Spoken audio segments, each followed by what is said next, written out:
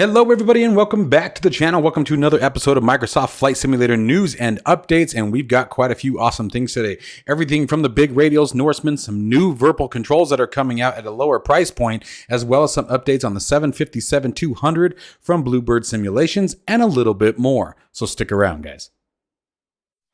Make sure if you guys can that you join us at Flight Sim Expo 2023. That's right, Overkill Simulations is going to be present this year, guys, at the Lone Star Museum in Houston, Texas. If you guys are interested in joining us there, be sure to check down the description below. There is a coupon code that can save you guys a bit of money using my personal reference to get you there. Again, that'll save you a bit of cash in your Flight Sim Expo 2023 experience. This is going to be June 23rd through the 25th of 2023. Again, in Houston, Texas, at the Lone Star Flight Museum. I went a few years ago in Las Vegas, and they are an absolute great time. There's some very, very informative and educational seminars to help better your flight simming experience, as well as a ton of developers of both hardware and software that you guys actually get to try out, essentially a try before you buy experience, as well as talking with the developers themselves and finding out what the products are all about. So again, guys, it's going to be Flight Sim Expo 2023 in Houston, Texas. I hope to see you guys all there. Don't forget to use my coupon code that you can find down in the description below. If you are interested in acquiring any of my Overkills tutorial guides or simply interested in supporting the channel, please consider joining me on Patreon. Patreon subscribers level tier 2 and above have access to all of my guides as well as any future guides that come along down the road. Patreon link can be found in the description below, and thank you to all of my current subscribers.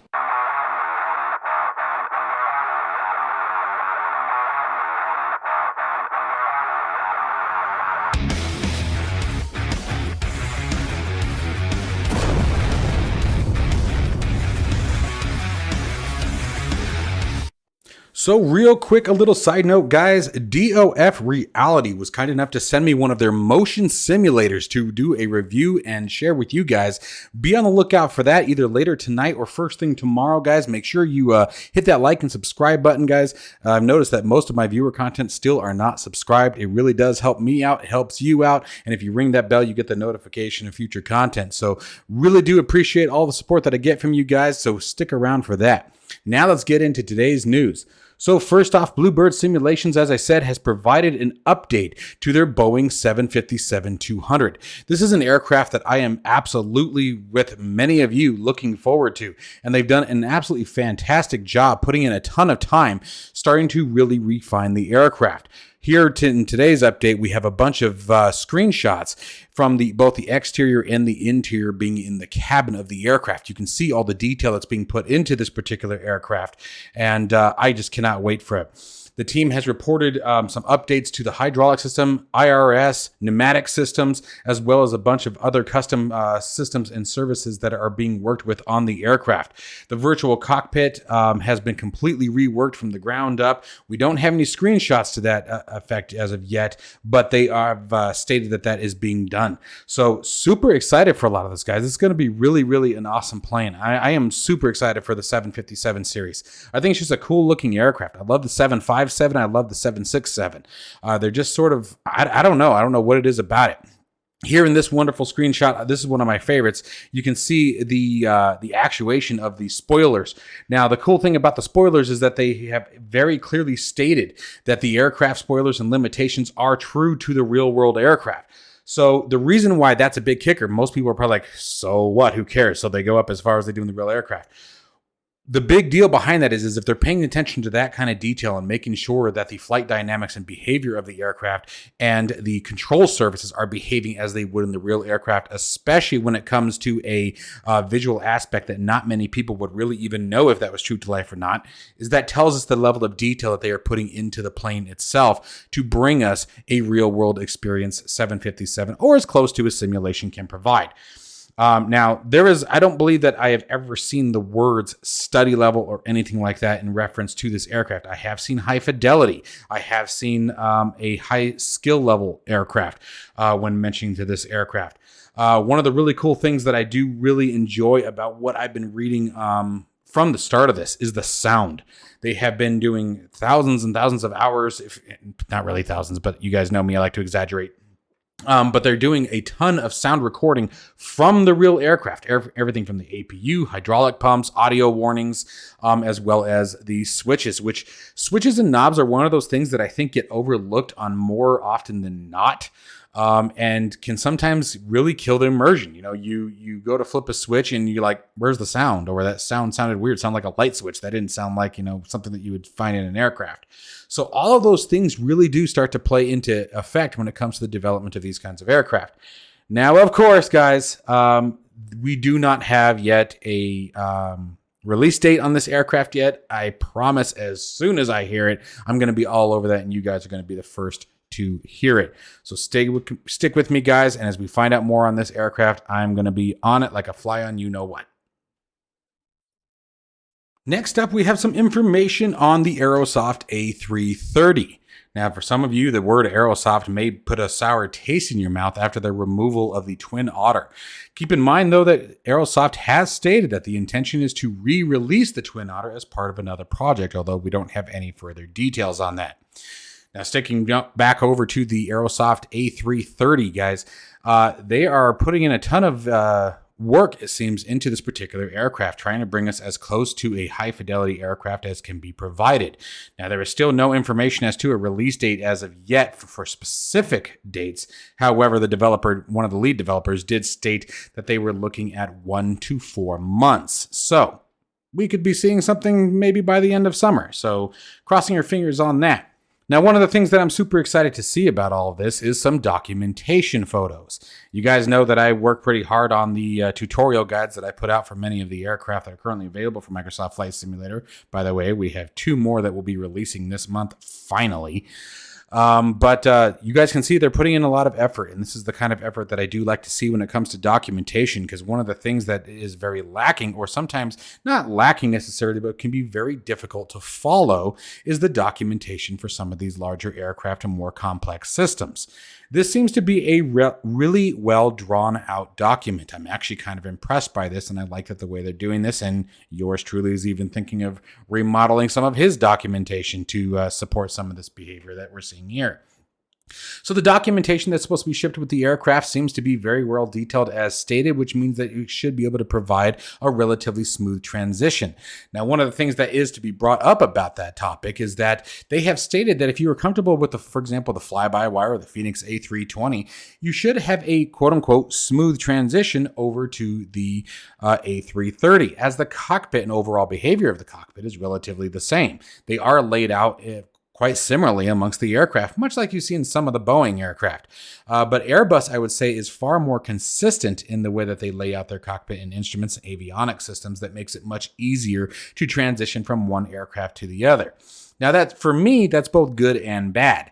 From a standpoint of the enjoyment of learning something new, I think that it's going to limit the new experience a little bit. However, when it comes to the fact that we're going to be flying a pretty significantly larger aircraft and, you know, get that experience out of it, that obviously makes it more fun. So I guess it really depends on what you're looking for when it comes to these aircraft. You know, I find myself switching between Airbus and Boeing back and forth because it's fun to play around with a different type of cockpit, right? So I will definitely still be picking up the A330 when it releases, which, by the way, console users, this is something for you guys. Though it has not been directly stated that this is going to happen, the current assumption based on the information that has been provided, I'm going to say that word again, this is an assumption based on the information that is currently provided. It sounds like Aerosoft's goal may be to release the A330 on both PC and console simultaneously. But again, that is only an assumption. I can't stress that enough, you guys. We don't have any hard evidence to prove that, but the hints and goals that have been laid out in regard to the Xbox release seems to point in that direction. So that should give you guys at least a bit of hope. Next up, the amazing Virpil have come out with a new product, and that is the Warbird D Flight Stick Base. Now, it's very important to understand, you guys, what we're referring to here. If you take a look at the picture here, we can see there is the base, there is the grip. The grips and bases are sold separately. That way you could interchange them with various different control sticks, as you can see here. These are actually 2 different sticks, it looks like. Actually, no, I might be wrong. I can't tell now. They might be the same. Who knows? Regardless, you can change them out to, they have a bunch of different styles, guys. I've got the one that I have, the Mongoose 2. They have the F-14 replica. They have a bunch of others. The Alpha, I believe, is what this one is. And you can just swap them out simply by unscrewing them, plugging them in, and maintain the base. Now, the really amazing thing about for me, what makes Virpil such high quality is their resolution on their sensors is absolutely phenomenal. It requires very, very little motion to actually make some sort of input change in the various aircraft, spaceship, tank, whatever it is you happen to be operating at that particular time. They're extremely customizable. Everything from the cams down below, down under here, to the clutches, to the clutch axis. You can increase the tension, decrease the tension, change the detent, no center detent, high center detent, change the stiffness of the cam themselves. I mean, they're just so customizable. And all of the parts here are metal. So very little chance for significant wear and tear or things that are going to falter rather quickly. One of the things that I did never appreciate about my Thrustmaster Warthog was the plastic gimbal instead of using a clutch and axis system like we have here. Their products are extremely high quality. Now, this particular base comes in at $259 US. Now, guys, there's nothing cheap about the Virpil equipment, okay? But that goes for both the cost and the quality. Now, I have done a couple of videos on my Virpil products and my thoughts after extended time of using them. And for the longest time, for years and years, I said that if my Thrustmaster Warthog had died, that I would turn around the next day and buy a new one. That unfortunately has switched over to Virpil. Now, they're a little bit more challenging as sometimes there is some lead time of sometimes, depending on the time of year, anything from a couple of weeks to sometimes a couple of months before you actually get your product. However, it seems like from inside sources, guys, that some of that backlog is starting to be addressed and the lead time is reducing. So good news there. I highly recommend these products, guys. They are so fantastic. They are so well done. And if you are a flight sim enthusiast like myself, and you like to bounce around between space, combat, general aviation, they sort of just have a little bit of everything for everyone. And I fly 100% solely now with my Virpil products now. I no longer use my Alpha or Bravo throttle quadrants. I don't use my Thrustmaster Warthog anymore. I still use my Thrustmaster rudder pedals for the moment. But I fly everything with the Virpils because I can't get over the quality. I can't get over how smooth it is and how easy it is to make finite, very fine and precision corrections in the aircraft, especially when I'm doing something like DCS World, where you're doing air-to-air refueling or trying to make minor corrections to stay on target. Like if you're doing a CCIB bombing run or something like that. They are absolutely the best product in my personal opinion. That's available on the market today for the general consumer. Now, again, keep that in mind. For a base, flight grip, and throttle assembly, you might be looking at just under $1,000. So they're definitely not cheap. Again, I'm not going to try to toot that as what you would call a money saver, but I will promise you that they're worth every single dime that you spend on their product. And this one being a little bit lower on the cost is this particular base at $259. It is significantly improved from the previous Warbird version. This is the Warbird D. So this is definitely a improved version of it. Again, having those axis clutch dampers and the tunable friction clutches, as well as the springs and cams that are all interchangeable. It really makes them just absolutely too much fun to use. Simple turn of an Allen wrench. If you find something is, too stiff or not quite stiff enough, or you want to loosen a particular axis up, quick turn with an Allen wrench. Most changes, you don't even have to take the thing apart. So anyways, just wanted to share that with you guys in case you are in the market for new flight controls. This is certainly a great option. Next up, a new aircraft that hit the market, guys. I did a video on this a couple of days ago, and that is the Big Radials Norseman, coming at $20 US.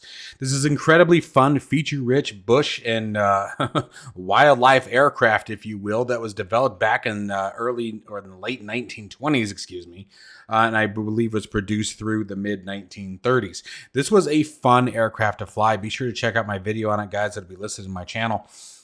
It is really a good time. It was very, very well done. The sounds are phenomenal. The features are phenomenal, especially if you're someone who likes to, as you can see in the picture here is a perfect depiction of what you have available to this aircraft. park it somewhere. And now it has both standard wheels, the stall wheels, as you can see here, as well as amphibious skis if you guys are looking to, go out into the wilderness and pop it on the water somewhere, or excuse me, on the snow somewhere. But it is definitely a ton of fun to fly, you guys. I cannot preach enough about the Big Radials aircraft. I love all of their aircraft, and I was very grateful for the opportunity to be able to present this one to you guys shortly after its release. I have flown it about 3 or 4 times since the video that I made, and I've had a great time flying it ever since. It is a good time in VR, and I do highly recommend, if you pick up this aircraft, find somewhere remote. It was flown very heavily in upstate or up country, if you will, northern Canada.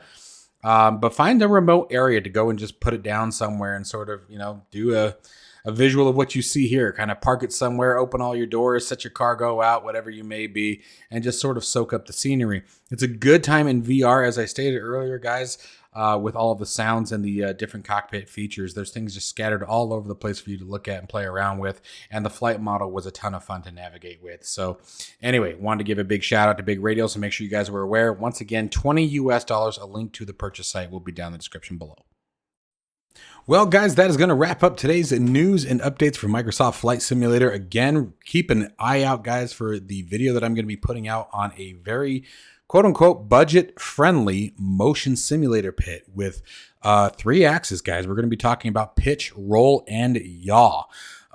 It's a pretty impressive system. There's a lot to talk about with it, guys, and I'm going to try to get that video done before the end of today, so you guys can start possibly planning a new pit.